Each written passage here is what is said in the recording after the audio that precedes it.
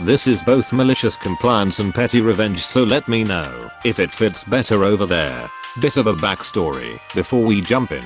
I've been in India for the last 2 weeks on a course with my university.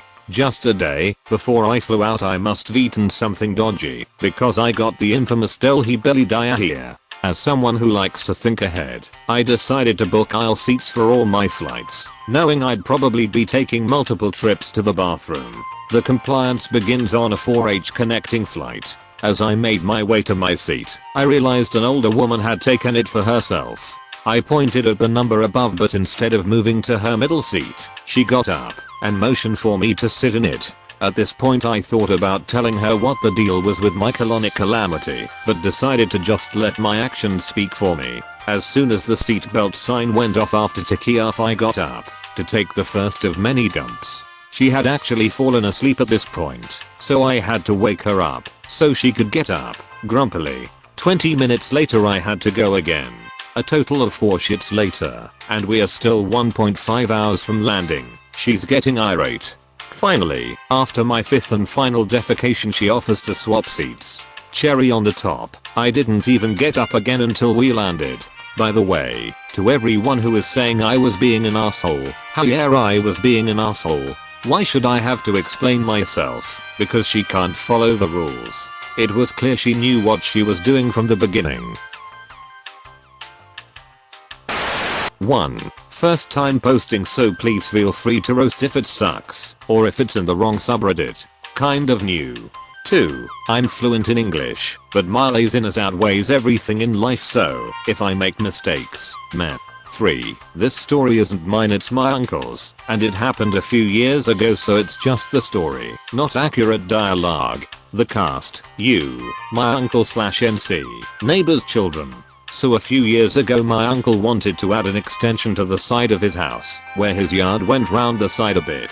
He asked the neighbor, who is actually a really lovely older man, who said sure, feel free, and my uncle started to work. Unfortunately the neighbor got ill and his demon seed, NC, started coming over, and when they saw that my uncle was building close to the neighbor's side yard they were furious. They immediately asked him to stop, which my uncle did, and the NC incised he was building on the neighbor's property. Now my uncle is a really nice guy, so to avoid any issues, he offered to buy the part of the yard he was going to extend to and offered a reasonable 5k for it. It wasn't that big of a patch. The demon NC got greedy and refused, so my uncle, being a gentleman, doubled it and offered 10k as he thought it was easier than going through the hassle of lawyers and property lines etc. But the NC still refused. NC, you are crossing my dad's property line and you can't build on it. Either give us more money or stop building. We want to sell this house when he's gone. Yup, they were waiting for the sweet neighbor to die so they can sell his house. I think 10k is fair enough in not using up that much, and it's STLL close to my part of the property. NC, nope it's not. Check the property lines, you are WAAY past our property line. Offer us more money or stop building. Are you sure you don't want to take the money? NC, /*SCOFFS / not what you are offering. Check the property lines, love. Yup, we are British. Sorry. So my uncle complied with their wishes, stopped all building work. It was on their property after all. Or was it? This is where the malicious compliance comes in. He did exactly what the NC asked and got the original plans for both properties. Still have no idea how, and checked the property lines to see how it was divided. Wouldn't you know it, he wasn't on their property line. They were on his. With a massive smile, my uncle went to the neighbors the next time the NC were around and kindly showed them the plans of the properties, clearly showing where they properties were divided. Buyer faces when they realized they had not only missed out on an easy 10k, they had in fact lost their dad. About 1/4 of this yard was priceless. They had to move the fence and my uncle got to build his extension stress free. Sorry, no angry outburst or anything like that. Moral of the story, if you want to build and the neighbor's kids insist you should check the property lines, do it. You might just save some money and gain some land. FYI, I worked in the NHS for a while and I'm petty, so I have a lot of other stories if anyone is interested. Okay, so first of all, I'm not an English native speaker, so please excuse my errors. This happened quite some time ago. I was sent to Spain to a very small company to try and save it. It was during the financial crisis. So basically I tried first to spend less money, negotiating everything I could.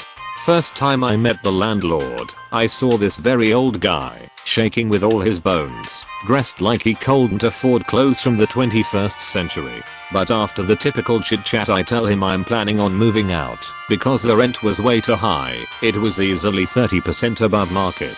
He then proceeds to show me one of his buildings he had an offer on that he just refused. 17 meters, and basically told me to f.ck off, and that he would agree on not raising the rent in the coming 12 months.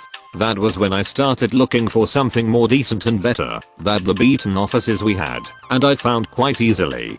Here come the malicious compliance. When you exit offices, the landlord, especially where we had those offices, tries to fix everything with the deposit you put at the start of the lease. So knowing the piece of shit of a landlord I had, I talked to a lawyer I had in my contacts and explained him the situation. He then came up with an idea. The day comes when we have to leave the office. Our landlord, as smart as he is, comes along his lawyer to make sure we will follow the law. But what he didn't know was we also had our lawyer on site, one contractor to fix any minor problem on the spot, and a fucking notary, so we could redact the document stating everything without possibility to discuss later. He was furious. We could fix everything. The only thing we had to replace was an act which never worked, so we ordered the worst possible one for 300 and got 100% of the deposit. Icing on the cake or cherry on top, pick one. The guy maintaining the building told us it took him more than a year to find someone else, and apparently at a way lower price. NG it.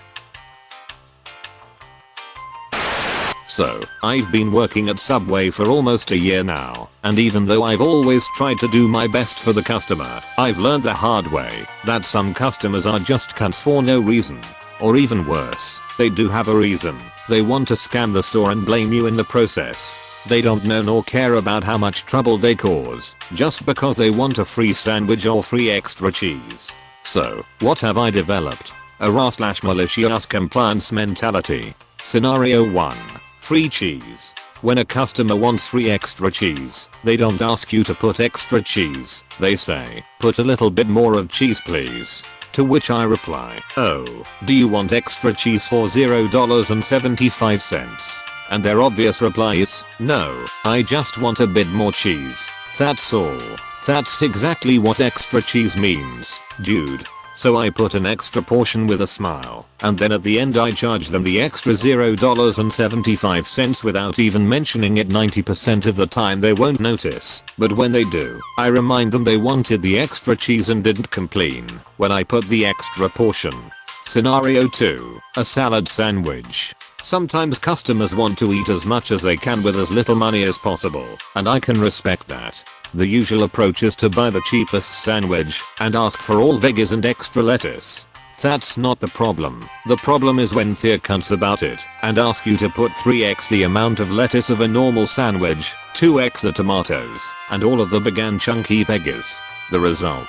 A hot mess of a sandwich that is barely grippable.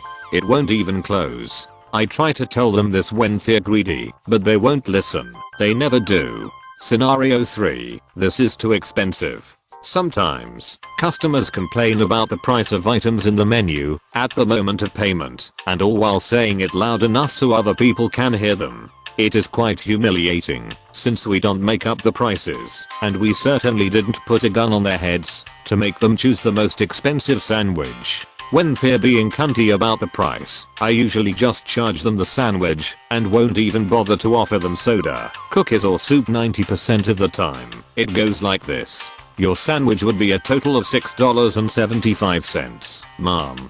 But wait, I also want a soda, and a coffee, and 2 cookies. I'm not done. Thought you didn't want anything else because of the high prices, mom. I apologize. And they end up looking like they're the ones being cunty for no reason about prices. That's it. A business like any other, and you wouldn't ask for free extra cheese/meat at McDonald's or at Wendy's, would you? Then why the double standards?